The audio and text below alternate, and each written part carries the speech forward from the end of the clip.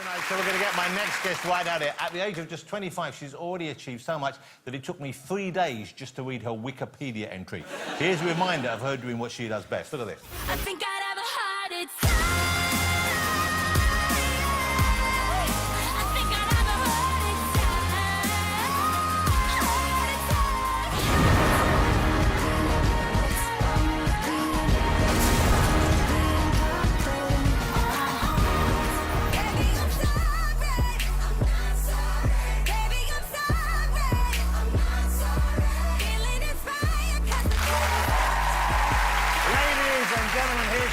It's Demi Lovato.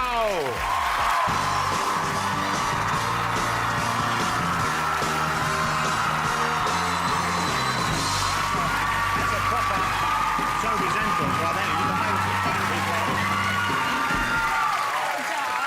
it. Hey, Demi, thanks for coming on the show. Thank you for having me. Oh, that's you've got a lot of fans here in the UK. Now, you're singing, the song you sing at the end of the show is Sorry Not Sorry. Yes. That's a new single. We just heard a little bit of that there, and the video there looked like a lot of fun, and that was set at a party. You got Jamie Foxx there? Yeah, Jamie was there, Paris Hilton was there, and Wiz Khalifa was there. Wow, and this was an actual party, or this was set up for the shoot? No, this was set up for the shoot. It was inspired by a real party that I had. Now, who was at the real party that inspired this then? Because I'm assuming you know a lot of these famous folk. Yeah, so Wiz was there, French Montana, Ty Dolla $ign, and Snoop Dogg. I've met Snoop Dogg. I'm a big fan of Snoop Dogg. Yeah, he's great. There's normally a very telltale aroma that follows Snoop Dogg around. There's a cloud, yes. So actually, he was at the party, and I don't allow people to smoke inside, but he was the one that came in smoking, and I was like, I can't tell him no, because it's Snoop Dogg. Snoop Dogg. So the next day, my nutritionist chef came in, and he was like, it smells like Snoop Dogg was here. I was like, no, he literally was. He's like, trademarked that smell. I had to air out my house, like, Wow. open up all the windows for a day. Now, here's the thing that's remarkable about you is you're 25 years old. Yes. But already, I think it'd be fair to say, you're kind of a showbiz veteran. I've been at it for a while. Yeah, when did you start? How old were you when you started in the business? I was about 7 years old. Wow. Yeah. And was that in Barney or just other TV shows? That was in Barney. So Barney, now we know Barney the dinosaur. We know Barney.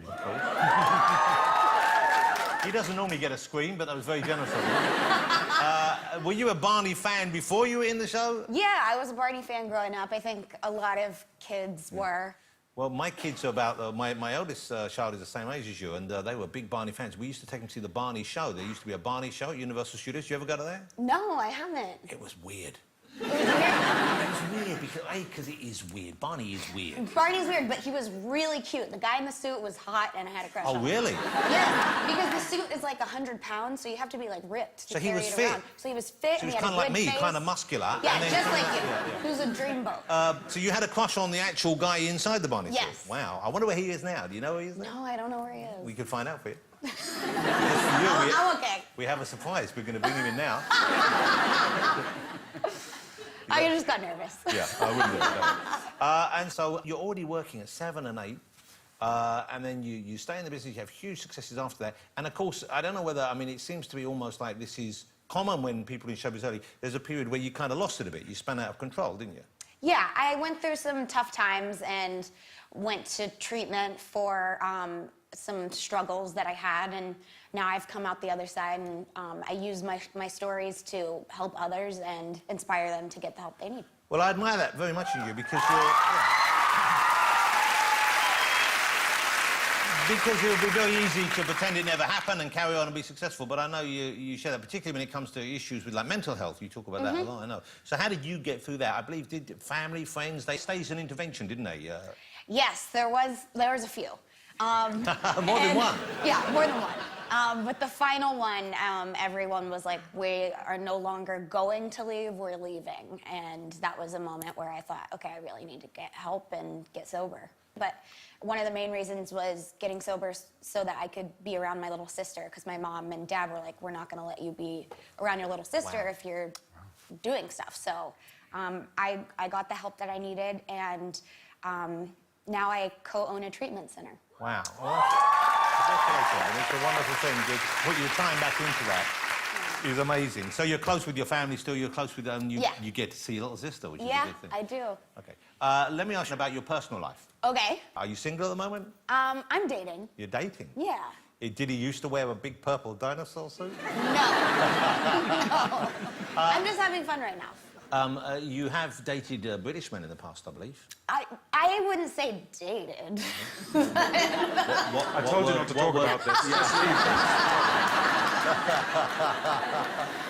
I've hung out with Okay. yeah. So, did you like the experience? Were British men fun compared to American men? Yeah, it's just really funny because when they when they like dirty talk, it's really proper. You mean like grammatically correct? Yes, grammatically correct and like proper. Okay. Like, would you like me to do this? And you're like, yes? I don't know. Now, I want to ask you about this thing, and make sure you're comfortable showing this, because there was a meme that grew up around you. Yes. A while ago, which I hadn't seen till I knew you were coming on the show, but the name of this meme was Poot. Poot Lovato. Poot Lovato. It was like this altered image of me, and at first I was like so embarrassed because I was like, that's such a bad angle, and then someone was like, no, they photoshopped it. I was like, oh, okay, I don't care anymore. So we have the image. Can I show this image? Yeah, so Poot this for is, the win. This is Poot. There's Poot. Yeah, Demi's twin sister. She was locked in the basement her whole life. This picture was taken for the first time she went outside. Her name is Poot. Poot. We all have a bad photograph taken. I have one of Martin here. This is Martin's version of Poot. That hasn't been retouched No. in any way. That's Macaulay Culkin. That's really good. Okay, still to come on the show, I'll be chatting more to Demi and Martin Clunes, but we'll be joined by Henry Fraser, and we've still got James Arthur coming out, and Holly Willoughby, so don't go away. Welcome back to the show. I'm still here with Martin Clunes and Demi Lovato, ladies and gentlemen. Demi, let me ask you, because you know, you've been a big feature on the kind of American showbiz scene for a while now. You were asked to sing for President Obama Yes. and his wife. Now, Yes. that's a great honour. Yeah, it is. What did you sing? Where did you go there and perform for them? Well, there actually is a funny story. I was going to leave out Cool for the Summer because I thought it wasn't White House appropriate. So that's a bit saucy. It's a bit saucy. What were the lyrics that you were concerned about singing for Michelle and Barack? Got a taste for the cherry, I just need to take a bite. Okay. And, like, take me down into your paradise. So, like, you know, just stuff that you wouldn't want to say in front of the president. And so I left it out of the set list, and when they got a hold of the set list, I guess Michelle Obama had requested Cool for the Summer. Wow. And so I was like, oh my gosh, I'm gonna have to perform this in front of the president. This is so embarrassing, like awkward. And so they were at like a formal, they were formal in the audience, and there's a part where I say, shh, don't tell your mother, and I actually go, shh, don't tell the president, and it was funny, and everyone laughed, and you guys can laugh if you want. Smooth move. Thank you. And did the president afterwards, did he say, yes, I did have a taste for the cherry? No, we didn't get that close. He looks like the guy who once had a taste for the cherry. I am not commenting. Now, earlier on, someone mentioned that you are pretty skillful at ventriloquy. I am. Have you studied ventriloquism? No, I grew up in beauty pageants, and so I was around it, and I just like started trying it when I was little, and now I do it like on like if I'm on a red carpet or something, and I'm trying to talk to the person next to me while So you can throw your voice? No, I can't throw it, but I can Talk like, with it. talk. Like, Okay, well, we didn't have time. We only found this out, so we didn't have time to get a kind of high-end puppet in. Okay. So we had two options. One was that you could do it with Martin. That would be amazing. But we thought you just met and it might be a bit weird. Okay. I mean, or we hastily created this. A sock puppet. Yeah. Perfect. Could you give us a little? Okay. My like nails. If aren't you going break in. it's fine, because that's the sock I wore here. I've got the other one under here. So I'll ask you, how warm is Demi's hand right now? Demi's hand is really warm and a little sweaty because she's on TV and a little nervous. Did you say a little slutty or? No. A little sweaty. I see. I think we need to work on some Yeah, of the we words. should work on That was amazing. I'll shake your hand while you're wearing it there. Demi Lovato, ladies and gentlemen. Thank you. you so much. Thank you. That was above and beyond. Thank you.